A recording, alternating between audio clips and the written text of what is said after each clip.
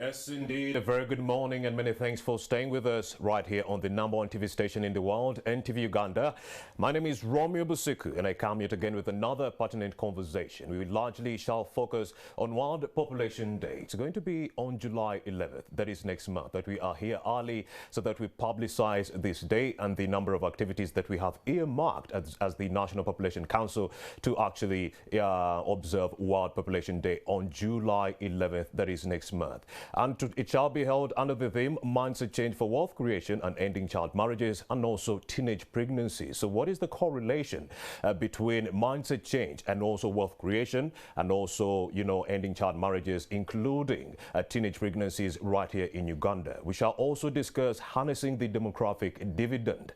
This is the economic growth potential of any given country or area vis-a-vis the population growth and the economic status of that given society. So we shall be executing or investigating the correlation between the ever-increasing population right here in Uganda and also the economic prospects that can come from that population growth within this country. In 2015, there was some 27.5 million young people within this country. So how many are there in 2022 and how best can we ensure that we educate the young population to ensure that they are the workforce that we need in the future? Remember, if you keep young people in schools, yes, that means you're going to be averting teenage pregnancies and also early marriages in that regard. So what is the correlation between the demographic dividend and also economic growth of any given country or area, in this case, Uganda? I do have Mr. Omar Samson Samuel. He is the Director, Monitoring and Evaluation at the National Population Council. He won't be alone in this studio.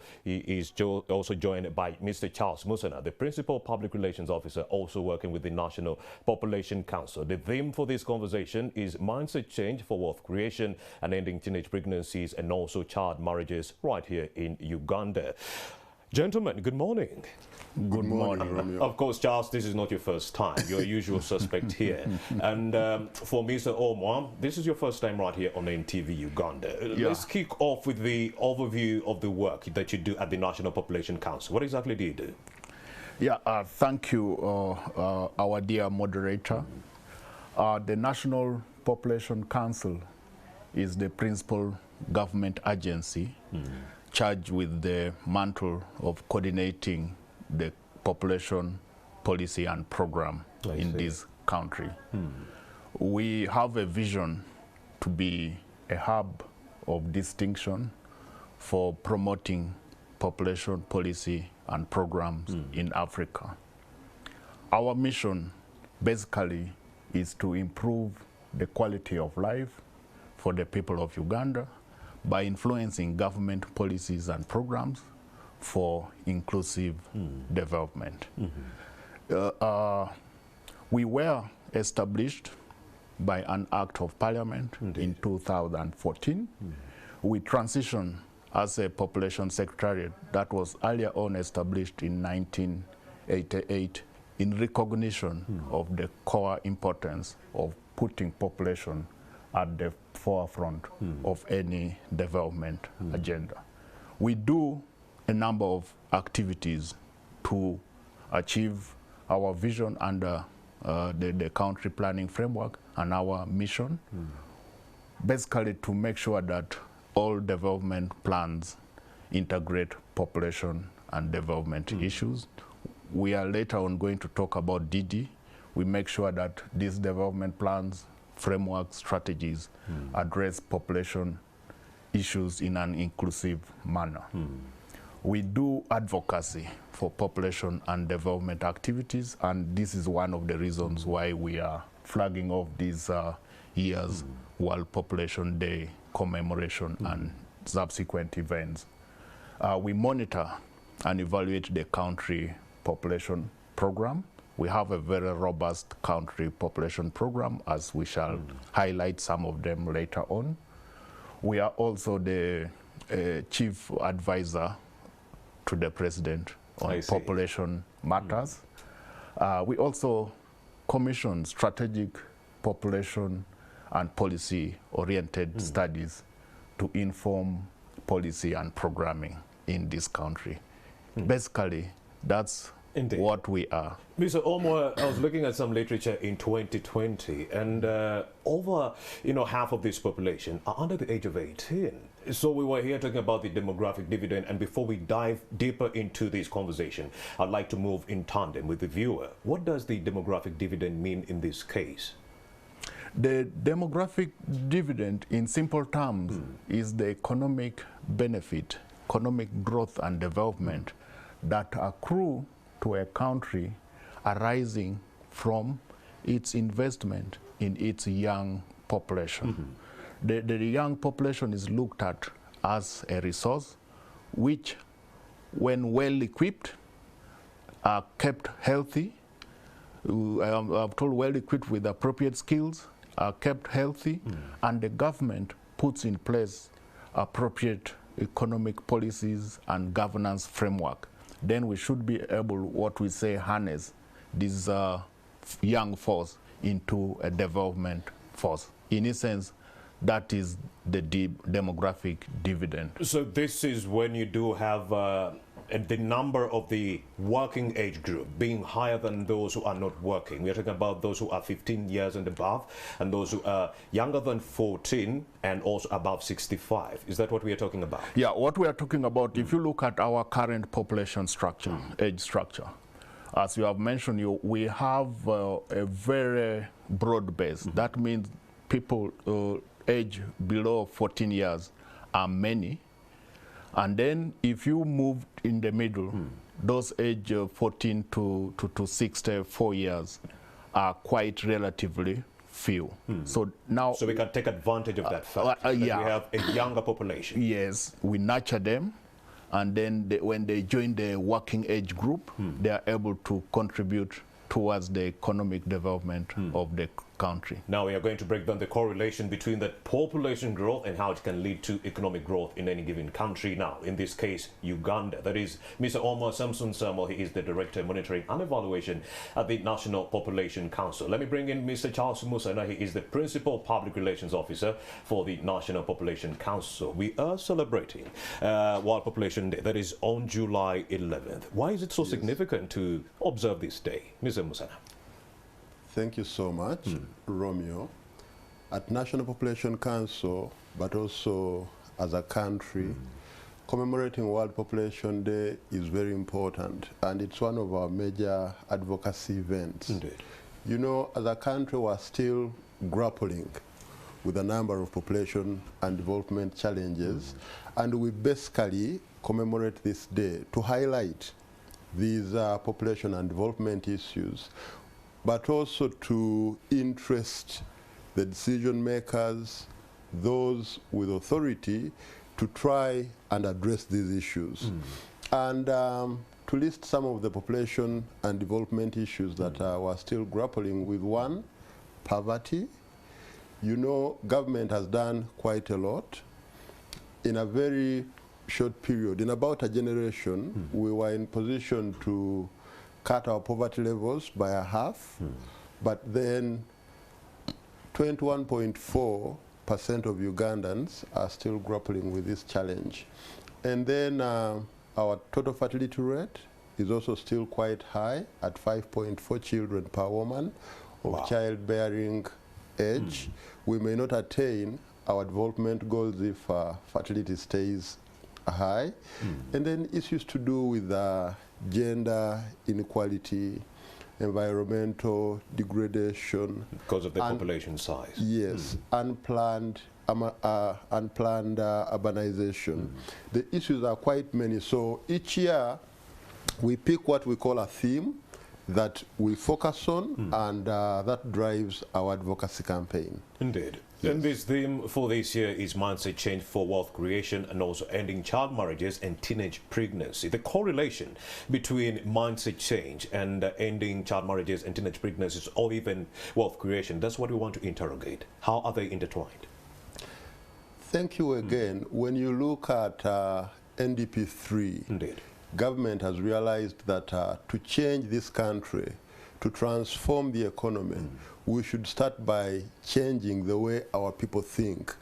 Ugandans need to become development oriented. So mindset change is very important.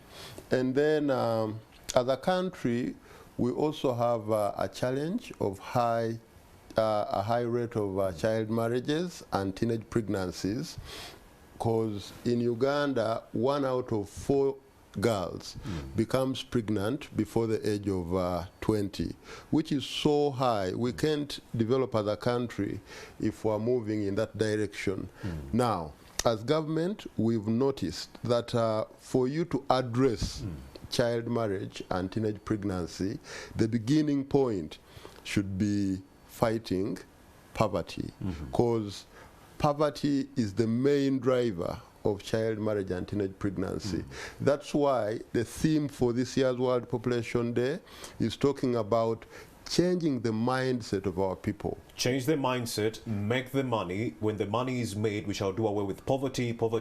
When we do away with it, we end child marriages and teenage pregnancies. Yes, there are other drivers, but the main driver is actually the mindset of our people and the poverty. I see. Yes. Wow. Where are we? Which district? This time round, we are going to commemorate World Population Day in Kumi district. Kumi is in eastern Uganda. Now, what we did, we divided the country into 5 regions. We have central, we have western, we have eastern, we have northern, and West Nile. So each year, we move to one region. Last year, we were in the west, we were in Ntoroko. This time round, we are in the east, and we're going to specifically be in Kumi. Then next year, we will go to northern Uganda, West Nile, come to central, and go back to the west. Now, why Kumi? What happens is that we interest districts in the host region, districts that have never hosted this day, to show interest in hosting the day. And after they show interest, we do assessment. We first do assessment at the council, and thereafter a team goes to assess the districts. So this time around, we interested Mayuge, Manafa, Kapchorwa, Kumi, Serere, and Kotido to host the day. And then Manafa, Kumi, and Kapchorwa showed interest. So a team went and assessed these 3 districts, and Kumi emerged winner. And as we assess the districts, we basically look at 2 aspects. The most important thing that we look at are the indicators. Indicators to do with the issues that I talked about in the beginning. Is the teenage pregnancy rate in the district higher than the national average or lower? You understand? And bad indicators earn a district quite more marks. But we also, on the other side, look at facilities. These carry a few marks. Are the roads impassable? Shall our people be in position to access the district? Do we have accommodation within a radius of about 50 kilometers from the venue? So that's what we use to assess, and we're very happy that this time around we're going to Kumi. The district is very receptive, and I believe and hope that we're going to have a very successful event. Why do we have most of these cases when it comes to teenage pregnancies and child marriages rife within the northern and eastern regions, Mr. Sampson?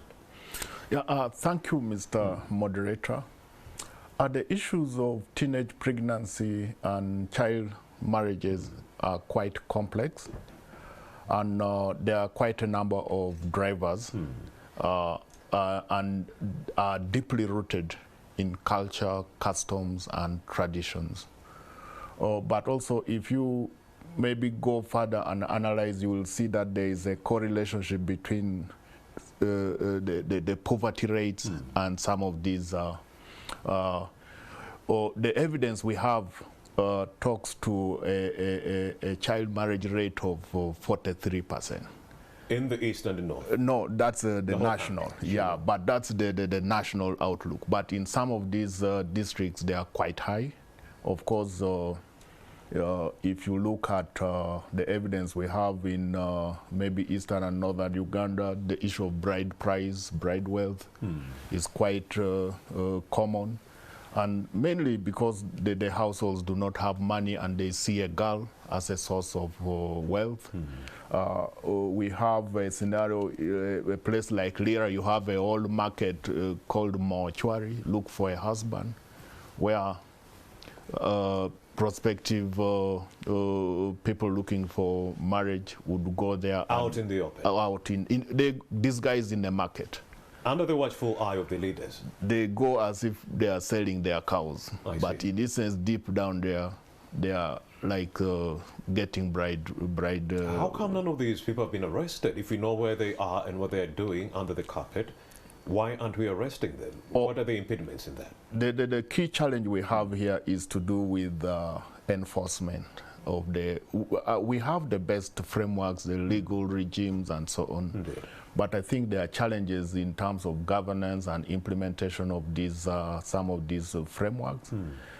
If you look at issues of teenage pregnancy and maybe defilement for that matter, the ones that come out is when the two families have failed to agree, or there are some issues they want to sort out. But suffice me to say, we have a very robust mechanism in terms of legal and regulatory framework. The question is enforcement. Indeed. Yeah. And the theme for the day, that is July 11th, is very clear. You know, mindset change for wealth creation and ending child marriages and teenage pregnancies. So what is the relationship between wealth creation and ending child marriages and teenage pregnancies? We would like you to break it down for us as the Director Monitoring and Evaluation. Yeah, thank you, Mr. Moderator, once again. We have carefully thought out about the theme for this year. We are trying to look at mindset change. Why? As a country, we have implemented a series of programs since time immemorial. And child marriages and teenage pregnancies have persisted. And that tells us something, that we need to work on the mindset of our communities. Bearing in mind that issues to do with child marriage and teenage pregnancies are deeply rooted in our culture and tradition and customs. So you're talking about cultural leaders here? Yeah, we are talking about issues to do with cultural and religious leaders. How do we weave that social safety net to be strong enough not to allow any girl child to slip through into child marriages or early teenage pregnancies? And we want to look at the current government programs. We know the government is very articulate in terms of its vision of creating wealth for the communities. The latest data indicates that 39% of our people are still in the subsistence economy. And there are programs, if you look at the Paris Development Model, some of the pillars there talk to empowerment. Economic empowerment. Mindset change. Mindset change. So we want to make sure that we change the mindset of the communities, the households, to do away with early child marriages and teenage pregnancies.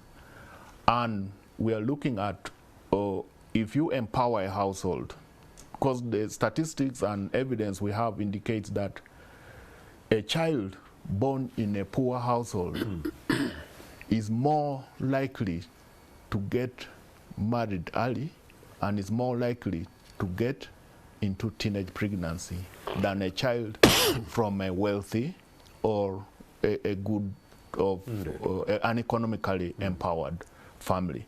Let's take an example. In terms of like teenage pregnancies, you will see that some of these are occasioned by school dropouts. And what causes school dropouts? Probably the household does not have the money.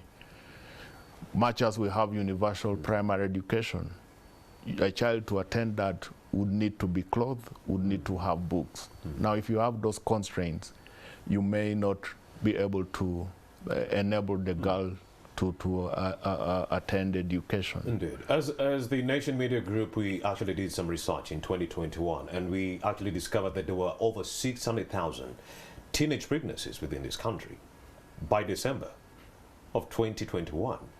That's a huge number. Yep. And many of these young girls were never, impregnated just because they didn't have money or poverty. Some were rapes and defilements. So in that regard, what can we do to avoid such a situation in a community where, there are so many rapes and defilements? Yeah, there are a number of things we can do, and one of them is to, as we have already mentioned, is to empower these girls with the right and appropriate sexual reproductive health informations and rights and services. In case you're raped or defied, there's family planning. Yes, in case you get pregnant, you should be able to access the health services you need. And in case this girl child wants to go back to school, the school, the communities should allow these girls to re-enter and continue their education. And that is the clarion call to the religious leaders who are adamant to let pregnant young girls to go back into the school setting. We need these young girls to continue with their education, and we need to circumvent or bypass all these religious norms that we are actually getting used to. You did have some religious leaders who came out and they said, no, if you've been pregnant or if you are pregnant, please do not come to our school. So indeed, the religious leaders have to be on board, Mr. Omwa. Yes, yeah, we have put in place that framework where we continuously engage with the religious leaders, the cultural leaders, and we also... Isn't that a challenge? It's a challenge. It's a challenge. 70% of our schools are religiously run Yes. by... Yes. Yeah, it's a challenge, but I think through engagement, putting in place the right messages and continuous engagement, we should be able to have a consensus on what we need to do to make sure that these girls... Do we have a law in place that would compel these religious leaders to let these girls into the school setting, even though they say no? No, we don't have a law, I must say. So it's at their liberty. They can say, we do not want to send any pregnant girls or girls who have given birth in our school setting, and that's it? No, we don't. You don't compel them? No. Isn't that a problem? No, you see, as a country, and if you look at our population policy, we have implemented so far 2 generations of policies, and we have gone into the 3rd one. We are into more of population influencing, not like prescription and so on. And of course, we live in a liberal society. Indeed. And we know the issue of legalizing some of these things are a bit complex. So what we need to do is to continuously engage these, because when they mention their issues, they have valid points. Indeed. But we need to have a consensus and agreement. Indeed. What is the best optimal outcome for a girl who innocently got pregnant, or who got pregnant and she's desirous of continuing her education. So that's why we are speaking to the whole idea of mindset change. Indeed. Issues to do with female genital mutilation need to be things of the past, because young girls are being set up for marriages at an early age. In Karamoja, Sebei, and all these other regions, once a young girl gets under the cut, that is actually an entrance into, marriage. Is that right? Yeah, that's the cultural practice, but we have working with a number of civil society organizations and other actors. We know it's still a challenge, but there are a number of interventions, and I think within Uganda, we have managed to work on that, because now what happens is the challenge now we have is like the border districts. Some of these genital mutilation practices are undertaken when the girl crosses to the other side of Kenya. So I think now again we need to look at the issues of enforcing our porous borders and making sure that these cultural practices are reduced to zero. The goal is to have a zero practices in Much our as the community. law is solid in Uganda, they are crossing the borders and having their way in Kenya, then they come back when the girls are already cut. All right, there is Mr. Omwa Samson Samuel, the Director Monitoring and Evaluation. We are talking about World Population Day, which is going to be on July 11th, but we are here much earlier, a month earlier, so that we publicize this day so that you can be in the know as a viewer and so that you can get prepared for the events that are going to be earmarked between now and July 11th. Charles Musena, you wanted to make a submission. Yes, I just want to add on to what Director Moa has said. Indeed. As a country, we don't have a law per se. You understand? But Ministry of Education and Sports has come up with a policy, and the stand of government is that expectant young girls should be allowed in school. That's the policy. I want to believe that when these policies are being generated, the processes are consultative. And the moment we have a policy as a country, if we are to develop this country, we should be moving in the same direction. So my humble request is that our religious and cultural leaders, whom I respect a lot, should follow what the current policy says, because it's very important that we keep these young girls in school. Indeed. Charles Musana, why is it so significant for us as a country, Uganda, to end child marriages and teenage pregnancies? Why is it so crucial You to know, the development of this country? child marriages and teenage pregnancies come with a number of consequences. Consequences for the girls themselves, their offsprings and families, their communities, but also for our nation as a country. One, as we said at the beginning, this is caused by many factors, including poverty, but poverty is both a cause and consequence of child marriage and teenage pregnancy.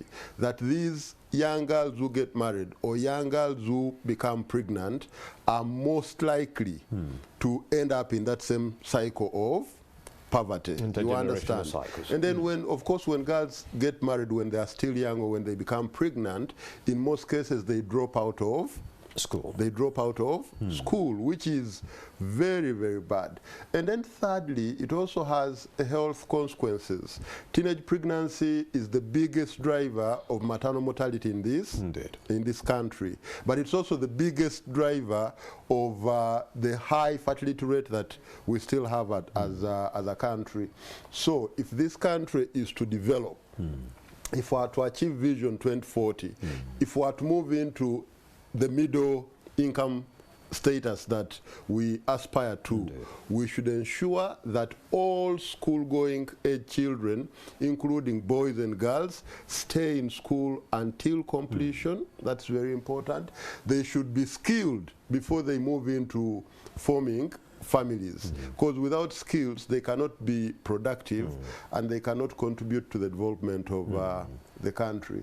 So it's unfortunate that some of our people still believe in marrying off their children at a young age, but child marriage and teenage pregnancy, I mean, these are very bad practices that must end if this country is to harness the demographic dividend. What message do you have for the parents out there who are like, you know what, my young lady shouldn't be going through the school setting, she would rather get married off and I get some money? What message do you have for them right now?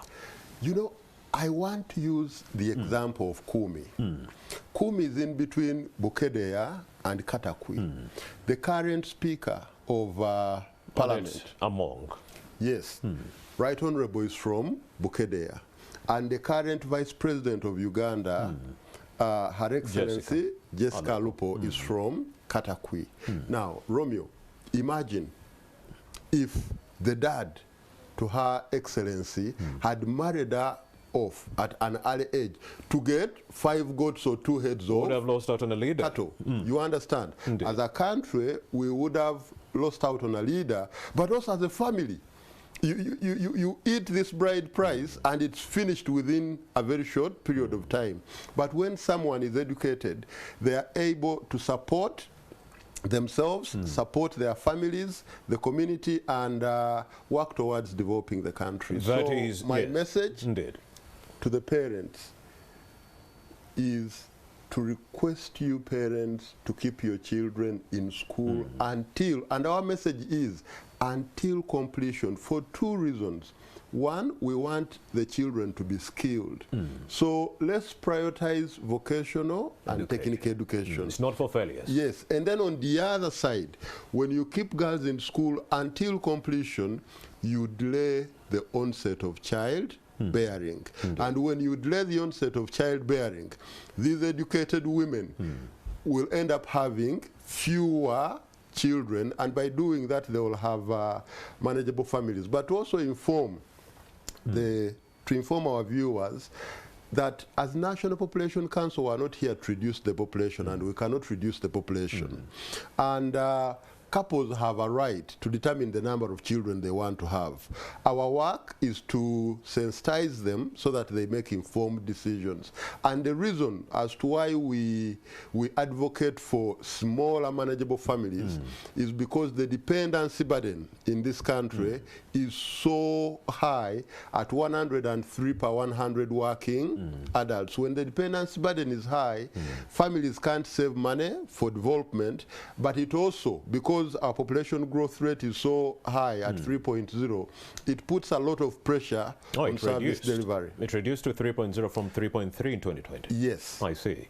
All right, that is what we are talking about when it comes to harnessing the demographic dividend. It's really, really important that we educate the younger generation, who are the majority within this country. So imagine a situation whereby the majority, which are the young people, are not being sent to school. For the young girls, we are not educating them on sexual reproductive health and their rights in that regard. We are not doing any of that. So imagine 20 or 40 years from now, what would such a generation look like? Not educated.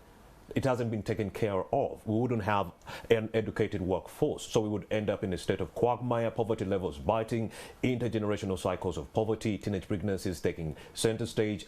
Early child marriages would take center stage because poverty is biting and parents need some kind of money. So when we keep children in school, it's really, really imperative, and it harnesses the demographic dividend that we are talking about right now. The majority of the young people in Uganda are young people. So what are some of the activities we can put together, Doctor, that is Mr. Samson, to actually do away with this issue of teenage pregnancies and child marriages? Yeah, thank you, Romeo. There are a number of interventions that we can do to make sure that we address the issues of, let's say, teenage pregnancy and child marriage. Indeed. We can, as I've already mentioned, we can do the advocacy, evidence-based advocacy. Recently, we commissioned a study with other partners on the cost of inaction for teenage pregnancy. And we put in money terms what the country loses in terms of money spent in terms of providing antenatal care services, the hospital deliveries, which should have been avoided. The cost is too much, cost implications. Yeah, the cost of inaction is too much in terms of social, economic, and at the individual And it would level. be cheaper to just send this young lady to school and keep them there. Yes, that would be very fundamental. Of course, though, one of the activities we do is to bring out the World Population Day. We normally select, as my colleague has mentioned, a district. Then our World Population Day is not an event, it's a process. Indeed. It's a campaign that takes a whole year until we hold the next World Population Day. So we normally do a number of advocacy activities. Of course, the other interventions are like what we are emphasizing on, the issues of wealth creation. If we empower these households economically, they should be able to stand on their own and should be able to support the girl child to undertake education. We have a program of building a network of champions where we enroll passionate individuals who are very concerned about population and development issues. I haven't received a call from you, Mr. Holm. I'm making that call now that from today onwards, I've seen you talking very passionately about the DD. Indeed. Your first stepping stone should be the issues of, you concern yourself with the issues of teenage pregnancy and child marriages. Indeed. That would be a very good stepping point for you to enroll into enroll as a champion. To all the passionate champions out there who would want to end child marriages and teenage pregnancies within this country, yes, there's a clarion call from the National Population Council. They're looking for champions. If you are in the community and you'd like to be part of the activities being initiated to end child marriages and teenage pregnancies, look no further than the National Population Council. We are still talking about best practices to end child marriages and teenage pregnancy. Go ahead, Ms. Holm. Yeah, thank you. Again, let me start by observing that we have been implementing this program, population programs, for a number of years. And during the course of the years, we have taken lessons and we have learned some pertinent issues in that regard. And the body of evidence suggests that there are some best practices. Best practices, these are like innovative actions, kind of creative interventions that you do that has transformative effect or impact. I take an example. If you look at NTV's People's Parliament, Indeed. It was really transformative and impactful when you address those population and development issues at the district local government. And we are also ready to engage the National Population Council on this subject, courtesy of the People's Parliament. Anytime you're ready. Go ahead, Ms. Yeah, it would be our pleasure to continue this engagement. Indeed. We shall go to Kumi. Yes, Kumi. Of course, the issue of allowing girls to re-enter school Really after important. a teenage pregnancy. This is very fundamental for our clarion call to harness the demographic dividend and to enable these girls acquire the skills and stay longer, delay the onset of marriages, as my colleague Charles has submitted. Of course, we have other best practices. I've already mentioned the issues of the champions. There are the joint coordination and implementation of these activities. You build on synergy from your fellow actors. Indeed. This is very, very fundamental in terms of making sure that no girls slip through into early child marriage and teenage pregnancy. We have other best practices like continuous monitoring and evaluation of the country. Data is important. The data is very, very vital because when we generate that data, it gives us the evidence and we make our intervention from an informed point of view. Speaking of data, do you know how many teenage pregnancies we are now talking about in 2022 and how many child marriages have been expedited since at least the last 3 years of the pandemic? Yeah, we recorded 600,000 teenage pregnancies and 20,000 child marriages. That is last year. So 2022, bring us up to speed. Yeah, the most recent data that we authoritatively use is from the Uganda Demographic and Health Survey, All right. which is normally undertaken after a period of time. Currently, I think we are undertaking that data collection for the Demographic and Health Survey. But we also have a robust health management information system and the anecdotal data we get from there. This is from antenatal attendance. I think this is the figures you are speaking to, indicates that actually I think we already know that teenage pregnancy has been with us, but I think the advent of COVID-19 worsened the situation because these girls were at home, the boys were at home, and they were interacting. So I don't have it off cuff, but what we know is as a country, we have, based on those health management information system, we have the latest data in terms of teenage pregnancies. And I think also that speaks to, if you look at the regional variation, Indeed. we have the usual hotspots like Busoga region, you have the eastern, I mean Busoga region, you have the West Nile, the Lango Acholi region. If you compare them with the rest, the figures are quite high. And indeed. Charles Musana, we've forgotten the boys. What role can the boys play in ending child marriages and teenage pregnancies? These girls aren't getting impregnated by themselves. Let's talk about the boys. Mindset change. What role can the boys play in ending child marriages and teenage pregnancies? Romeo, we're not forgetting the boys because, as you said, yes, they are the culprits, but they are also affected by child marriage push factors. Teenage pregnancy, because when a boy impregnates a girl or when a young boy gets married, then it's most likely that he's also dropping out of, is dropping out of school. He may end up in jail or in hiding. Indeed. So we cannot forget them. When we get to the activities that we're implementing in commemoration of World Population Day, I will talk about the campaign that we're having in Teso and Busoga region, and this campaign is not only focusing on the boys, on the girls rather.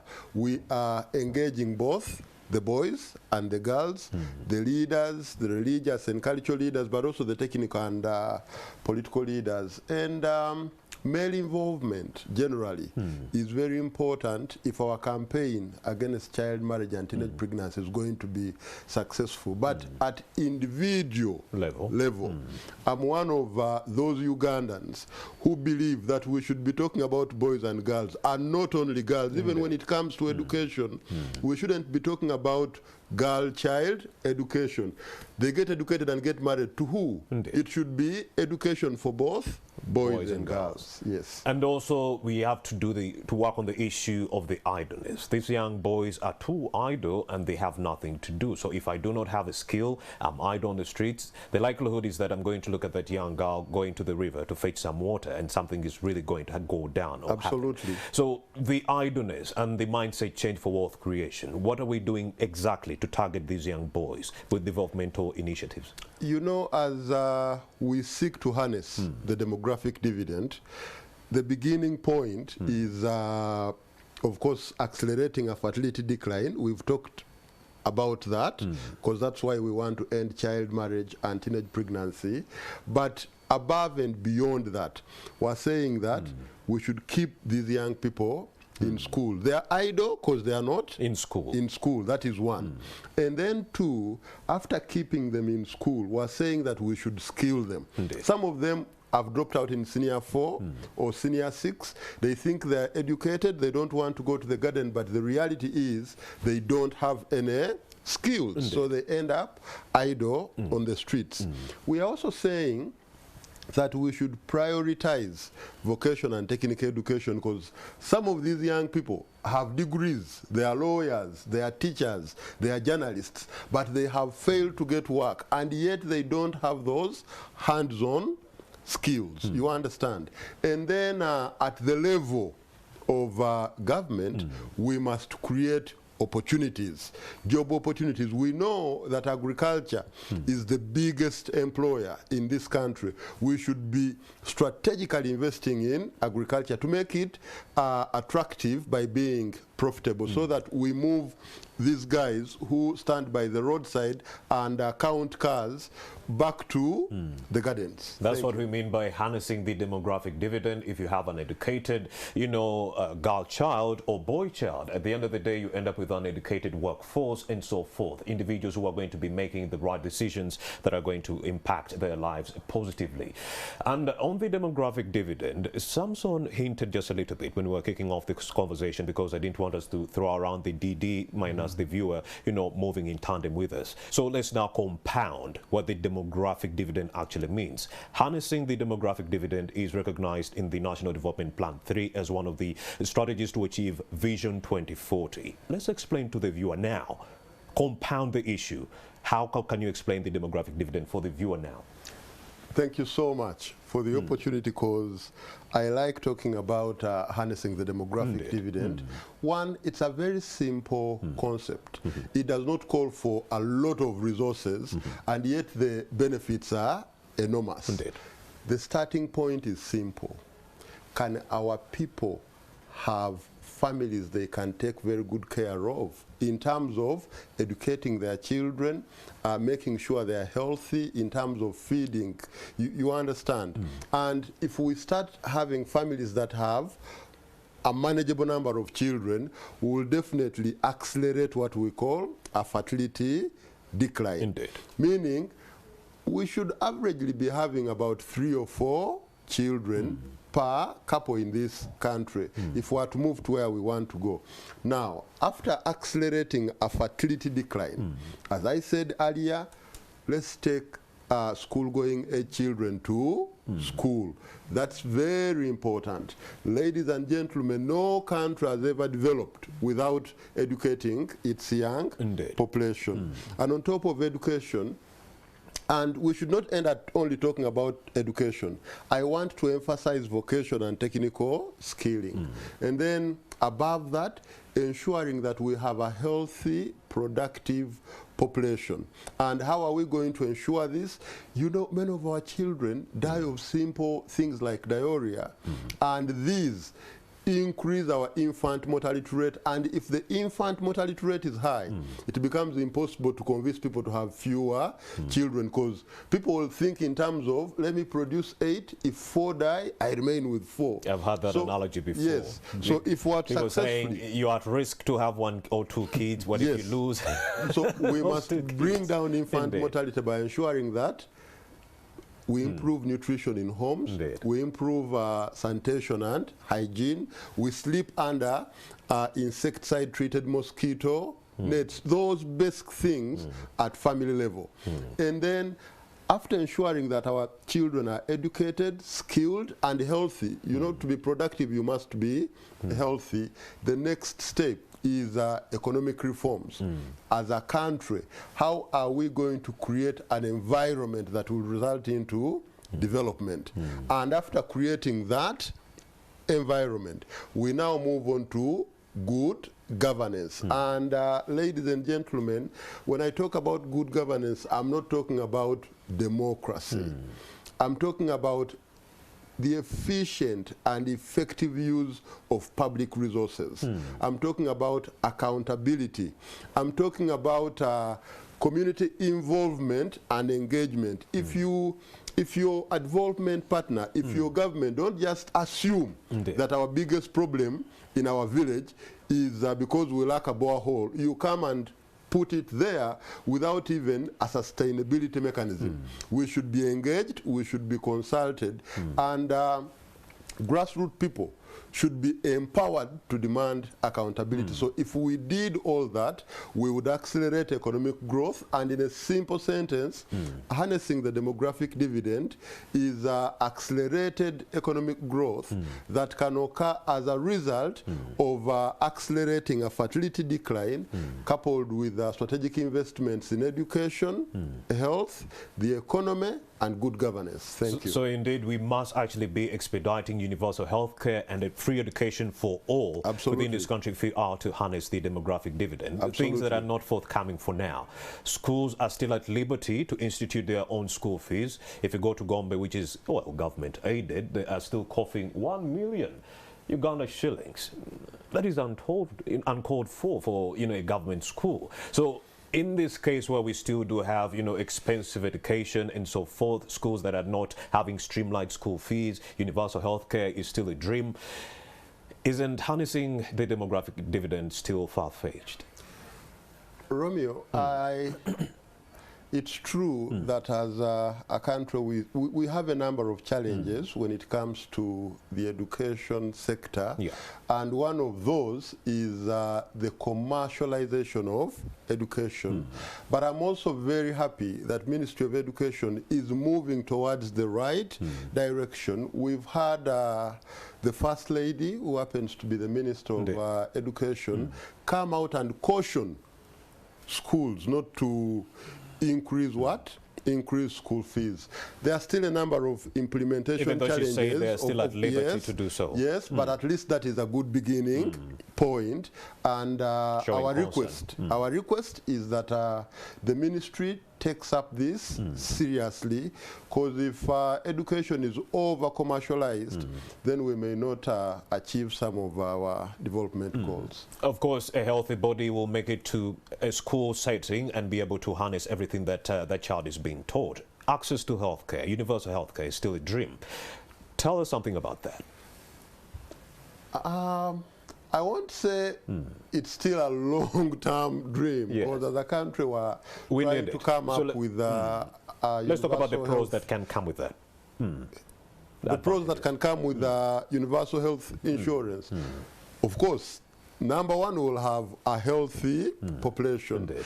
Because we'll have easier access to health services.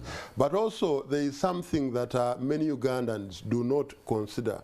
If you have universal health insurance in a country, your health sector tends to develop very fast. You get big players come into the market because they are assured of money. The money. You understand? Indeed. This thing of health tourism, where our people end up in India, will be greatly reduced, because some of these health providers will move from India and come here because the market grows when you have universal health insurance. Mr. Samson Omwa, let's talk about the mechanisms that you've put in place to ensure that harnessing the demographic dividend and its priorities are harnessed in the different development plans of the MDAs, the ministries, departments and agencies, and also local governments. Yeah, thank you, Romeo, once again. Indeed. As a country, we have put in place a number of frameworks, policies, and strategies.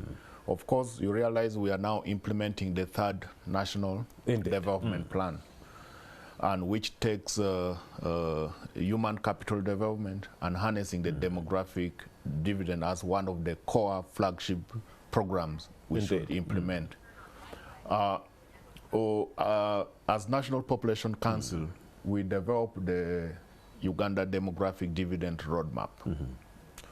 And in that roadmap, we clearly put our vision in terms of vision and then the strategic actions that we need to do to rapidly accelerate fertility and mortality decline, and then make sure that we have that favorable population age structure that is conducive for development. Again, we also, over the years and taking on from the Public Finance Management Act of 2015, we have partnered with the National Planning Authority, and annually we do conduct an assessment for the programs, the local government development plans, on how they are complying to what we are calling the demographic dividend priority interventions. It's an annual assessment that we conduct and rank local governments. The evidence we generate from there feed into our policy framework, and then we also engage with local governments on how best they can mainstream this into the development plans. Of course, we are now implementing the third generation of our population policy. Indeed. And we made that shift from responding to population issues. Now we have gone into influencing population issues so that we have a favorable age structure for the development of this country. That is Mr. Omwa Samson Samuel, the Director, Monitoring and Evaluation at the National Population Council. We are coming to the end of this conversation. Only 2 minutes left. Remember, July 11th, we shall be joining the rest of the world to commemorate World Population Day.